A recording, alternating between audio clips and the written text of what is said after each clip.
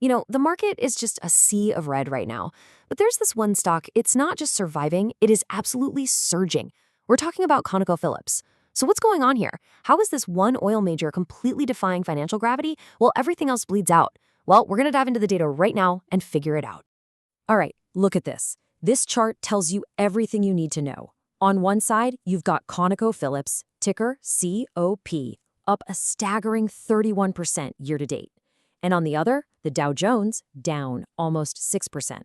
I mean, this is more than just outperformance, right? This is a massive divergence. It's all being driven by the global energy crisis. And today, we're going to break down exactly how COP is turning all that chaos into cold, hard cash for its investors. So to really get why ConocoPhillips is doing so well, we've got to zoom out a bit. We need to understand the bigger picture, this great energy divergence and the major tailwinds pushing this whole sector forward. And this right here, this really frames what's happening in the world today.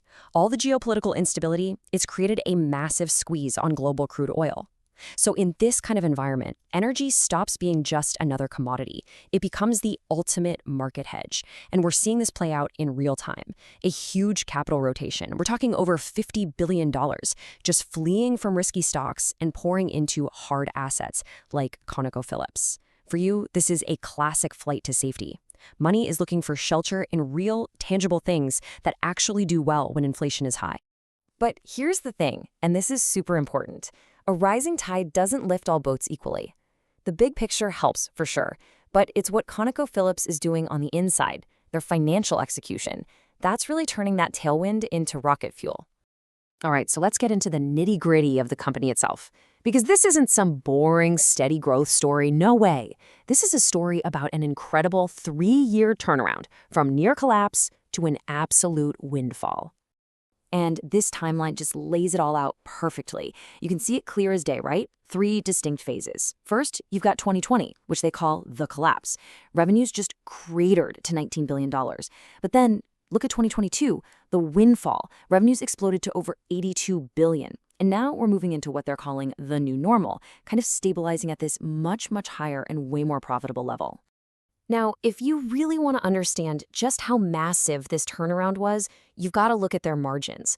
In 2020, think about this, they were losing 14 cents for every dollar of revenue they brought in.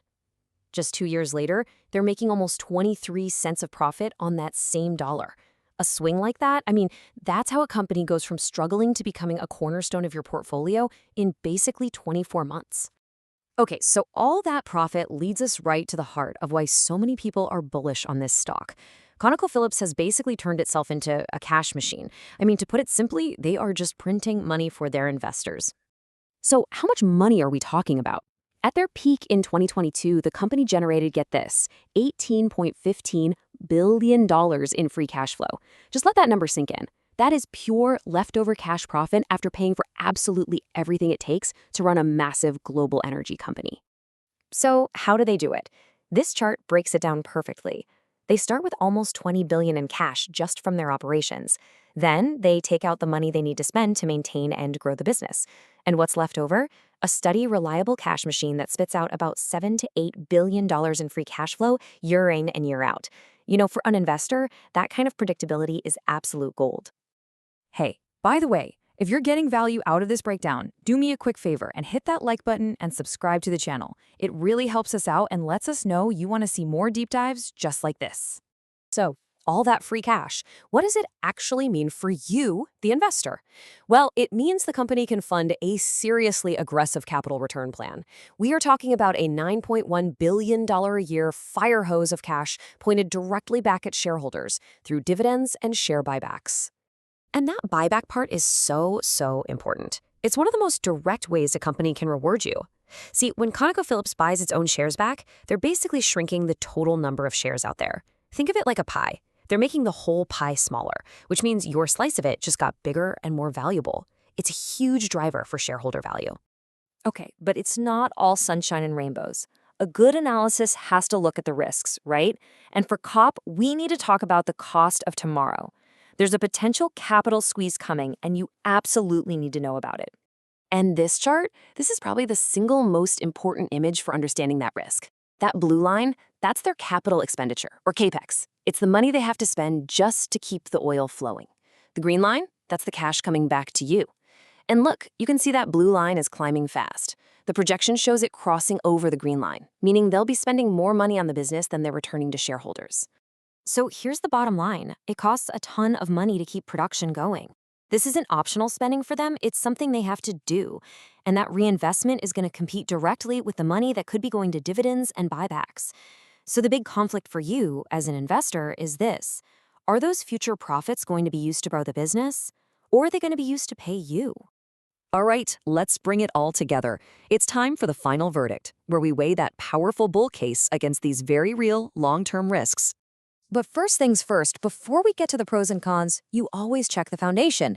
And the balance sheet here, it's rock solid. We're talking low debts, a huge recovery in their return on capital. Everything points to a company that's well-run and operationally sound. So here's the final scorecard. The short-term bull case, it's really strong.